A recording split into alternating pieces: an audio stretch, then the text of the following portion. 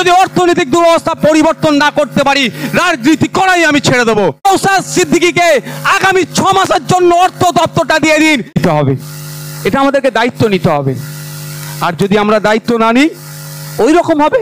Aims রায়গঞ্জে তৃণমূলের যে নেতারা আছে, আমরা ভেবে পাচ্ছি না তাদের মুখে কি তারা কুলুপ পেটে রেখেছে।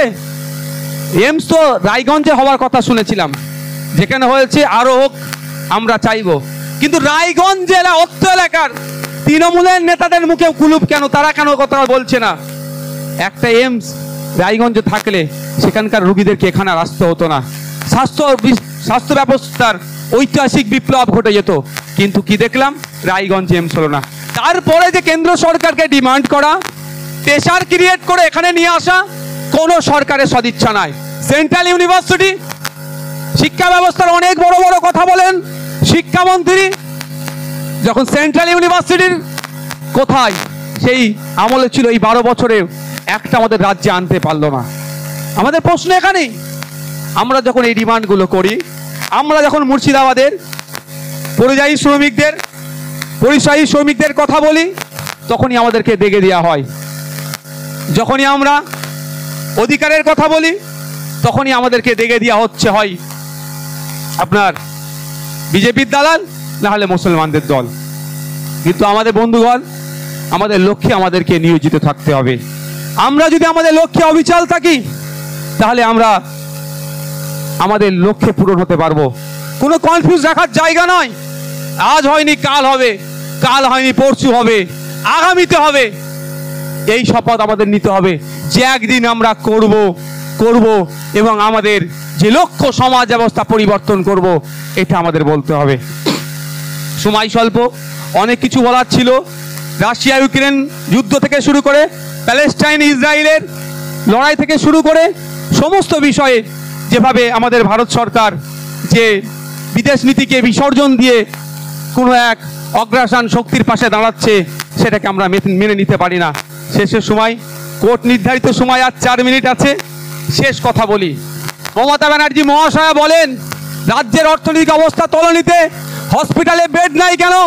ভাঙড়ে হসপিটালগুলোকে উন্নত মানের করার যখনই কথা বলি, অর্থের দুরবস্থার কথা বলে। সরকারি কর্মচারীদের ডিএর কথা বললে অর্থের দুরবস্থার কথা বলে, স্বাস্থ্য কেন্দ্রের মান উন্নয়নের কথা বললে অর্থের দুরবস্থার কথা বলে, শিক্ষক নিয়োগের কথা বললে অর্থের দুরবস্থার কথা বলে। আমি আজকে নেতাজি ইন্ডোর স্টেডিয়াম থেকে মাননীয় মুখ্যমন্ত্রীকে বলছি, যদি আপনি রাজ্যের ভালো চান, নওশাদ সিদ্দিকীকে আগামী 6 মাসের জন্য অর্থ দপ্তরটা দিয়ে দিন। রাজ্যের অর্থনৈতিক অবস্থা আমি পরিবর্তন করে দেখিয়ে দেবো। নির্দ্বিধায় বলছি, যদি অর্থনৈতিক দুরবস্থা পরিবর্তন না করতে পারি, রাজনীতি করাই আমি ছেড়ে দেবো।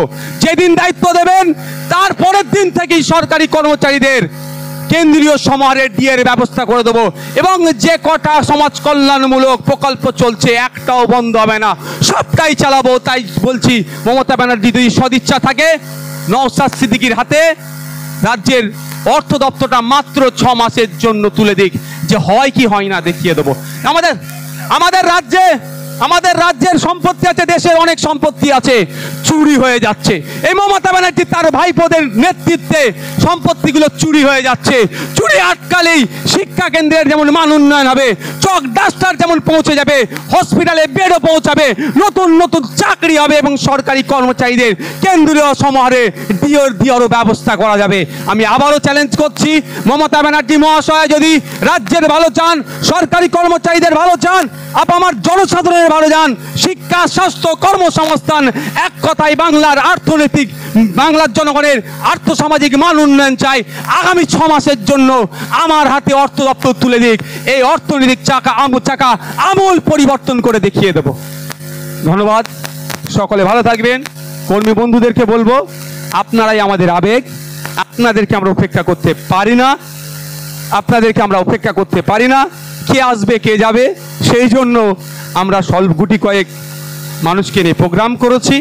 আইএসএফ এর চিন্তাভাবনা যেমন কোর্টের জজেদের কাছে উজ্জ্বল থাকবে, বাংলার জনমানুষের কাছে উজ্জ্বল থাকবে।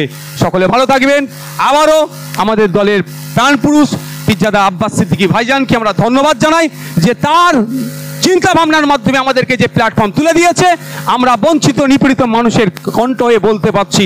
ধন্যবাদ, সকলে ভালো থাকবেন, সুস্থ থাকবেন।